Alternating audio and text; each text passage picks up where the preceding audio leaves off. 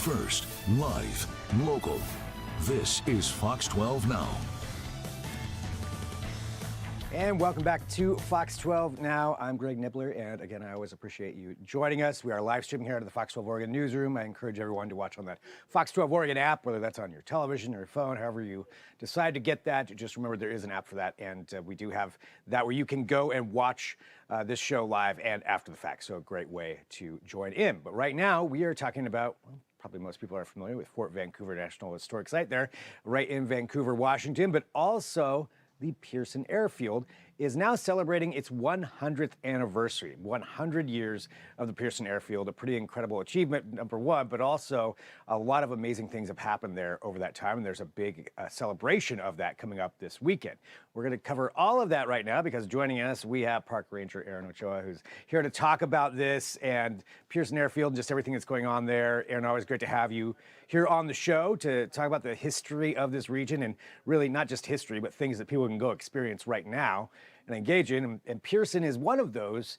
So for everybody out there, if we could, start off maybe with the historical side, could you give us a little bit of that background of Pearson Airfield? Absolutely, Greg. It's easy to miss the history of aviation in Vancouver, especially when we're right across the river from Portland International, but there's a tremendous amount of history in this location and in Vancouver, Washington. And it really goes back to early aviation, from that crossroads in 1905, from dirigible balloon aircraft to heavier than air aircraft fixed wing. And back then, all you needed is a post box where you can receive your item, your plane, in a box. Imagine like Amazon dropping off your box that has your aircraft in it, and you're supposed to read those directions, which I'm not great at. Put your aircraft together, and the next thing you're looking for is a big open ground. Well, here at the Vancouver barracks, that's what they had. They had an open prairie. So early aviation enthusiasts came here to Fort Vancouver because of this big grounds, and they started testing these trial aircraft, and that pioneer spirit will continue. Now, the next major event that occurred here was to support World War I. And while the United States was a little bit late to the aviation world, what the European powers realized really soon was what we have a lot of in the Pacific Northwest, and that's by way of trees, specifically spruce.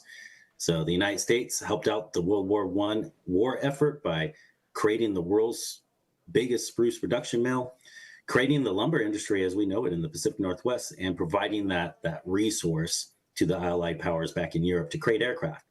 But it didn't end there. So as the military was using these grounds, you have these major military units like the 321st Observation Squadron. You had early civilian aviation enthusiasts. And now the United States really is in the middle of the aviation boom, the barnstorming days, where in the backyard you could kind of see an aircraft flying it around and somebody on top of it. And in 1924, the first global circumnavigation of the globe occurred. And this is one of the stopping points here in Vancouver. And then not long after that, the first Russian transpolar flight landed here in 1937. The base commander then was General George Marshall, who would eventually be part of a Nobel Prize recipient after World War II. So you have all these major milestones in aviation in those early years of aviation, and it really laid the foundation to what we take for granted today when you jump in an airplane, fly from here to whatever your destination is. And it took these pioneer spirits during a time when it wasn't regulated. They didn't have a lot of knowledge about the area, and all that's occurring in just this little spot in Vancouver, Washington. That's wild to think. Yeah, just right there in Vancouver, all of those monumental moments and different things that happened. That transpolar flight too, I was just reading about that the other day when I realized we were going to be talking. I'm like, that's just incredible. And landing in Vancouver. What do you think it is about Pearson Airfield that made it such a spot for all of these, incredible accomplishments and moments? It really was a confluence of a variety of aspects. One, you needed land. You needed an open area which you can fly an aircraft down, because you needed a long area to land and take off. Two, this community had a group of pioneering spirits that found a passion in aviation. And three, it was the military. This land didn't necessarily get developed necessarily like the rest of Clark County at that time period, and that's because this was a military post.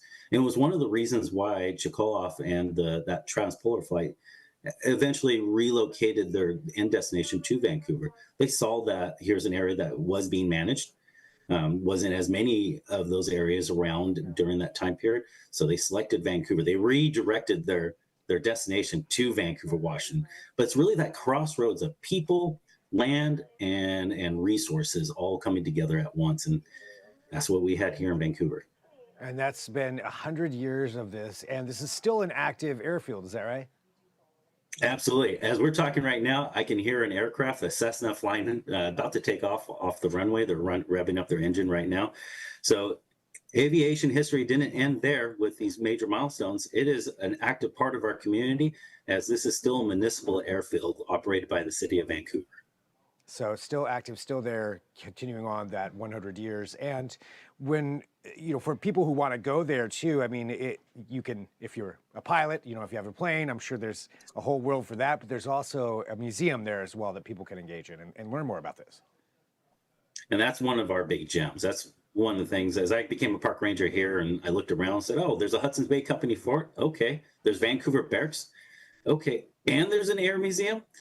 This is such a gem here. When you have an opportunity to see Pearson Air Museum, you're able to walk back in time to look at and learn about these early aviators, to learn their story, find your personal connection. I find all kinds of things I find some familiar and similar or passionate about. And here's a museum that captures that history ever so well, that I think it does such a great job from being able to provide a connection for adults, but also being able to have fun hands-on activities so that we can start inspiring that next generation of aviation enthusiasts. And that is going to be there, is there now. And this is all going to be part of this big celebration for this Centennial that's coming up this weekend. So what can people expect to see and be involved in when that happens? This is a definitely community partnership between the City of Vancouver, the Friends of Fort Vancouver, the Civil Air Patrol, and many, many more. We're coming together not just to provide lectures, talks, and walks, but there'll be exhibit booths. The United States Army Band from Joint Base Lewis McChord will be traveling down here to play music. There's a helicopter provided by Washington State Army National Guard from 1st of the 168 General Support Aviation Battalion. They're going to be flying the Black Hawk in. So there'll be exhibit booths. You can learn more about aviation and adjacent aviation things. There'll be helicopters. There'll be antique aircraft. In the museum, we have an author, Martin Middlewood, who will be providing a talk on his brand new book that has to do with the history of Pearson Airfield. So all these things with children activities will all be there available on Sunday, September 21st from 10 a.m. to 3 p.m. and all free to the public. And all part of that 100th anniversary celebration of this. What would you say to someone, who maybe is like, oh, I don't know, I'm not sure if I'm interested in an air museum or finding out about this, but what would you say to encourage someone to come out to the event themselves if maybe that's not their thing that they would normally go to? Definitely on any given day. I think one of the strengths that this park has, it's a place where you can go to recreate and not just recreate, but learn. I would tell people, even if you maybe don't have a direct interest in aviation specific, what's beautiful about this event, it's more than just aviation. It's history of this site. It's history of this park. It's history of our community. And that's a great way, as you get to learn more about the place that you lived, is to find about these historical aspects that you may not have known of before that. And no better place to do that than the beautiful Fort Vancouver National Historic Site. And right there, as you mentioned, Vancouver, I mean, very easy to get to if somebody hasn't been there before, right off of downtown Vancouver. And hopefully to make it easier, we also have a partnership with C-Tram. They're going to be providing a 30-minute shuttle service from all of the two of our major parking lots. So we're hoping that even getting you to the event will be even easier. Awesome. Well, Aaron, for people who want to learn more about this, about the event, but then just about Airfield Vancouver National Historic Site in general, what's the best place for them to go?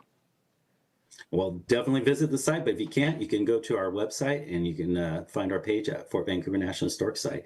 And on there, we have a great calendar. You can take a look, and a lot of those details are there so you can see what other activities are available here at Fort Vancouver. And there is a lot. And as we've talked about before, I've been going there since I was a kid. So there's plenty of stuff to see and do there. Lots of fun for all ages, as you mentioned as well. And Aaron, thanks so much for joining us here too, just to talk about this. And it's awesome, to have something historical like this that's so close, and also an event like that. I've said it before, but on the West Coast, we don't have as many things like that. So these are very important moments to celebrate and to understand, that history that has been here and something as important as Pearson like that. So thanks for being here on Fox 12 Now. Thank you very much. And for everybody watching, again, we are live streaming here at the Fox 12 Oregon Newsroom. We cover a wide range of topics. And as a viewer watching at 1 o'clock, completely different topic to now. And then we're going to move on to another one. So coming up at 2 o'clock, we're going to be having the Fox 12 Weather Podcast video edition, where you can see them, our meteorologists, actually getting into it, talking to each other about everything, and it's pretty fascinating. They'll show a lot of graphics. There's a lot of graphics that go along with this.